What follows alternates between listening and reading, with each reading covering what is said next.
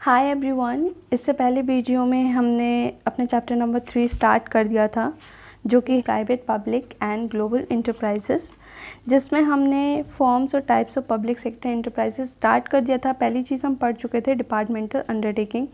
अब सेकंड पढ़ेंगे, जो कि है पब्लिक कॉरपोरेशन और स्टैट्यूटरी कॉरपोरेशन। इसको समझने से पहले हमें नाम से ही समझ में आनी चाहिए चीज़। तो इससे पहले हम इसकी मीनिंग समझ लेते हैं कि पब्लिक कॉरपोरेशन, स्टैट्यूटरी कॉरपोरेशन क्या होता है। स्टैट्यूटरी का मतलब यहाँ पे होता है decided by law, decided by law.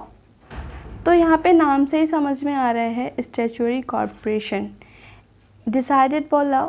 ऐसी कॉरपोरेशन जो लॉ के डिसाइड करने से बनी हो, फॉर्म हुई हो, इन कॉरपोरेशन को हम स्टैट्यूटरी कॉरपोरेशन बोलते हैं। अब इसको अच्छे से समझ लेते हैं। It is a body, corporation is a body corporate form by special act of parliament और बाय द सेंट्रल और स्टेट लेजिस्लेचर। पब्लिक कॉरपोरेशंस वो कॉरपोरेशंस होती हैं जो फॉर्म्ड होती हैं जब पार्लियामेंट में कोई स्पेशल एक्ट पास होता है सेंट्रल और स्टेट गवर्नमेंट के थ्रू। वो जब ये कॉरपोरेशंस होती हैं वो इस गवर्नमेंट के थ्रू बनती हैं, एक स्पेशल एक्ट पार्लियामेंट में पास होता है। ऐसे कॉरपोरेशंस को हम स्टैट्यूटरी कॉरपोरेशन और पब्लिक कॉरपोरेशन बोलते हैं। It is fully finance by the government. इनको फुल्ली फिनेंस कौन करता है? गवर्नमेंट करती है। It power, object, limitations are also decided by the act of legislature. इसकी पावर क्या है, इसके ऑब्जेक्ट क्या हैं, इसके लिमिटेशंस क्या हैं, वो भी जब एक्ट पास होता है तो उसमें वो सारी चीज़ें, पावर, ऑब्जेक्ट, लिमिटेशन, सारी चीज़ें उसमें लिखी होती हैं। उसके थ्रू ये डिसाइड होता है। इसके पब्लिक कॉरपोरेशंस के एग्जाम्पल हैं आपकी Indian airlines, air India, state bank of, LIC life insurance corporation of India, FCI food corporation of India. ये सारे एग्जाम्पल पब्लिक कॉरपोरेशंस के हैं। अब यहाँ पर हम ये सारी चीज़ समझ गए। अब इसको अच्छे से समझने के लिए डिटेल में हम इसके फीचर्स पढ़ेंगे। तो फीचर्स देखिए। First, it operates under total control of central और स्टेट गवर्नमेंट। ये किसके अंडर ऑपरेट होती है? इसका पूरा कंट्रोल सेंट्रल और स्टेट गवर्नमेंट के अंदर होता है। ये सेंट्रल और स्टेट गवर्नमेंट के अंदर ही कॉपरेट होती हैं। नेक्स्ट है, it is a separate legal entity. इनकी जो इस कंपनी की, पब्लिक कॉरपोरेशन की जो एंटिटी है वो सेपरेट लीगल एंटिटी है। इनकी अलग पहचान है। जब कोई एक्ट पार्लियामेंट में पास हुआ, ये अपने आप रजिस्टर्ड हो जाती हैं और इनकी खुद की अलग पहचान बन जाती है। Next, manage by the board of director who are nominated by the government. इनको बोर्ड ऑफ डायरेक्टर्स मैनेज करते हैं, जिनको नॉमिनेट कौन करती है? हमारी government. It has its own rules of requirement and remuneration for its staff and employees. इनके खुद के रूल्स होते हैं कि उन्हें कैसे रिक्रूटमेंट करना है, कैसे वो रेमुनरेट करेंगे अपने स्टाफ्स और एम्प्लॉयज़ को।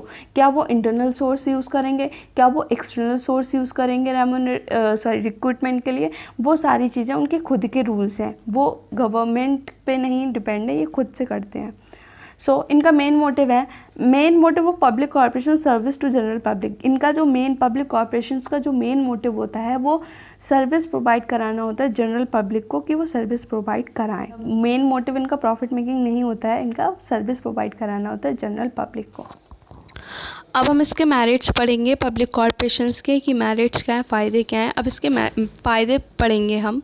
तो हम स्टार्ट करते हैं। पहला है एडमिनिस्ट्रेटिव ऑटोनॉमी।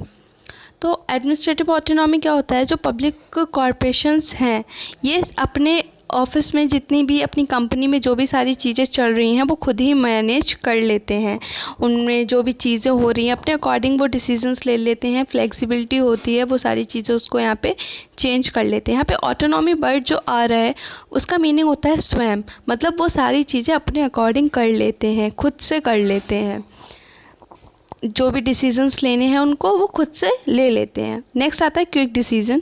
इसमें क्या होता है? मैंने आपको बताया था कि डिसीजंस, इम्पॉर्टेंट डिसीजन लेने में डिले हो जाता है उसे हम रेड टेपिंग बोलते हैं। तो यहाँ पर फाइल वर्क और फॉर्मेलिटीज़ कम होती हैं, तो ये इम्पॉर्टेंट डिसीजन लेने के बाद भी अपने फाइल वर्क को और अदर फॉर्मेलिटीज़ को कर सकते हैं। तो यहाँ पे डिसीजंस क्विकली लिए जाते हैं। नेक्स्ट आपका आता है सर्विस मोटिव। तो जो एक्टिविटीज़ होती हैं पब्लिक कॉर्पोरेशंस की वो डिस्कस होती हैं पार्लियामेंट में। यह पब्लिक का इंटरेस्ट को प्रोटेक्ट करते हैं, तो इनका जो मेन मोटिव है वो सर्विस मोटिव है। नेक्स्ट आता है आपका इफ़िशिएंट स्टाफ।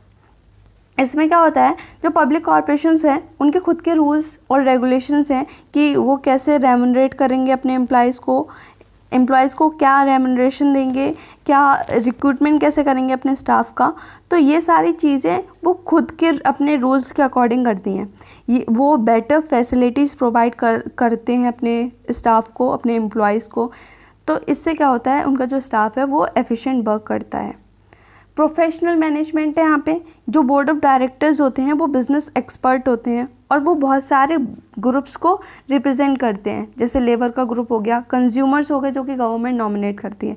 तो यहाँ पे जो बोर्ड ऑफ डायरेक्टर्स हैं वो प्रोफेशनली मैनेज कर लेते हैं सारी चीज़ों को। ये कुछ मेरिट्स हो गए 4-5। आई थिंक आपको ये सारी चीज़ें समझ आ गई हैं कि मेरिट्स कैसे यूज़ करने हैं। अब इनके डीमेरिट्स भी हैं, तो डीमेरिट्स देखते हैं। फर्स्ट है ऑटोनॉमी ऑन पेपर ओनली। हमने मेरिट्स में ऑटोनॉमी की बात की कि एडमिनिस्ट्रेटिव ऑटोनॉमी होती है, लेकिन यहाँ पे इसका वहाँ मेरिट बताया, यहाँ डीमेरिट बता दिया। तो आपको ये चीज़ समझने की ज़रूरत है कि आप ऑटोनॉमी अगर मेरिट में है तो कैसे लिखने वाले हैं, डीमेरिट में है तो कैसे लिखने वाले हैं। यहाँ पे डीमेरिट में है ऑटोनॉमी ऑन पेपर ओनली। ये कह रहे हैं ऑटोनॉमी से पेपर वर्क के लिए, मतलब हम लोग ये सारी चीज़ें तो जानते ही हैं कि जैसा कहा जाता है, जिससे किताबों में चीज़ें लिखी जाती हैं, रियलिटी में, रियल लाइफ में ऐसा कुछ होता नहीं है। तो यहाँ पे यही कहा है कि जो ऑटोनॉमी है, फ्लेक्सिबिलिटी है पब्लिक कॉर्पोरेशन की, वो सिर्फ नाम के लिए कहा गया है, ऐसा कुछ नहीं है। यहाँ पे प्रैक्टिकली मिनिस्टर्स का, गवर्नमेंट का, पॉलिटिकल पार्टीज़ का इंटरफेरेंस रहता है, इसलिए डीमेरिट्स यहाँ पर डीमेरिट की तरह यूज़ किया गया है। नेक्स्ट आपका आता है lack of initiative. Public corporations कोई भी कंपटीशन फेस नहीं करती हैं। ये जो पब्लिक कॉर्पोरेशन रन करती हैं वो सर्विस मोटिव के लिए रन करती हैं, प्रॉफिट मेकिंग के लिए नहीं करती हैं। तो इनके जो एम्प्लॉयज़ हैं वो कोई इनिशिएटिव नहीं लेते हैं कि वो अपने प्रॉफिट को इंक्रीज़ करें या लॉस को कम करें, क्योंकि उनको उनके काम की सैलरी मिल रही होती है। तो यहाँ पे लैक ऑफ इनिशिएटिव होता है, एम्प्लॉयज़ कोई भी इनिशिएटिव नहीं लेते हैं प्रॉफिट को इंक्रीज़ करने के लिए। नेक्स्ट आपका आता है रिजिड स्ट्रक्चर। इसका स्ट्रक्चर है, जो पब्लिक कॉर्पोरेशन का स्ट्रक्चर है वो बहुत ही रिजिड है। क्यों? क्योंकि यहाँ पे जो भी ऑब्जेक्ट्स हैं, जो भी पावर्स हैं पब्लिक कॉर्पोरेशन की, वो एक एक्ट के थ्रू डिफाइन हो जाती हैं। और अगर हमें इस एक्ट में कोई भी अमेंडेड कराना है, मतलब कोई भी चेंजेस कराने हैं, संशोधन इस एक्ट का कराना है, तो वो टाइम कंज्यूमिंग है क्योंकि इसमें टाइम लगेगा और एक कॉम्प्लिकेटेड टास्क भी है, इसलिए इसका स्ट्रक्चर बहुत रिजिड है। जो चीज़ जैसे बन गई वैसे बन गई। तो नेक्स्ट आता है आपका डीमेरिट लास्ट, अनफेयर प्रैक्टिसेस। जो गवर्नर बॉडी हैं, जो गवर्नमेंट, ये पब्लिक कॉर्पोरेशंस हैं, ये सर्विस मोटिव के लिए चलता है, लेकिन कई बार हम जानते हैं कि इतनी ब्लैक मार्केटिंग वगैरह चीज़ें आजकल हो रही हैं, तो इस वजह से यहाँ पर अनफेयर प्रैक्टिसेस भी हो जाती हैं। लोग हाई प्राइस चार्ज करने लगते हैं इनएफिशिएंसी को कवर करने के लिए, तो यहाँ पे अनफेयर प्रैक्टिस भी हो जाती है, तो ये उसका डीमेरिट है। अगर हम सूटेबिलिटी की बात करेंगे अब हम, तो ये कहाँ ये जो पब्लिक कॉर्पोरेशन है ये कहाँ सूटेबल हैं, तो where undertaking requires monopoly power, जहाँ पर मोनोपोली पावर की ज़रूरत हो वहाँ पर ये सूटेबल रहती हैं public corporations. Where undertaking require special power defined by the act of state, ये उस चीज़ों के लिए सूटेबल हैं जहाँ पर स्पेशल पावर एक एक्ट में डिफ़ाइन की जाए, तो ये उन सारी चीज़ों के लिए सूटेबल है। होप सो आपको सारी चीज़ें समझ में आ गई। यहाँ पे हमने दूसरा पढ़ लिया पब्लिक कॉर्पोरेशन। तो अब हम गवर्नमेंट कंपनीज़ के बारे में पढ़ेंगे नेक्स्ट वीडियो में, और फिर आपका चैप्टर कंप्लीट हो जाएगा, क्योंकि बाकी जो चीज़ें रह गई हैं वो CBSE ने डिलीट कर दिए हैं टॉपिक, तो वो मैं पढ़ाने वाली आपको नहीं हूँ। फिर भी अगर आपको वीडियोस चाहिए तो आप कमेंट करिए, मैं आपको वीडियोस दूंगी। सो अगर आपको वीडियो पसंद आई तो वीडियो को लाइक कीजिए और मेरे चैनल को करिए सब्सक्राइब। मिलते हैं अगली वीडियो में, तब तक के लिए बाय बाय।